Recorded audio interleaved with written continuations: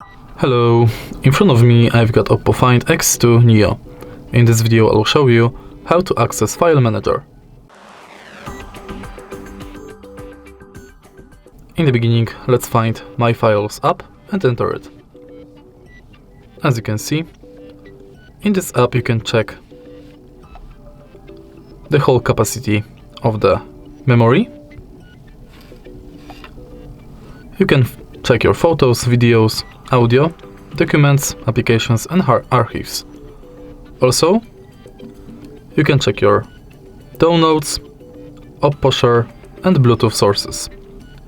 Next, if you go to phone storage, you've got access to every folder that's in your internal storage.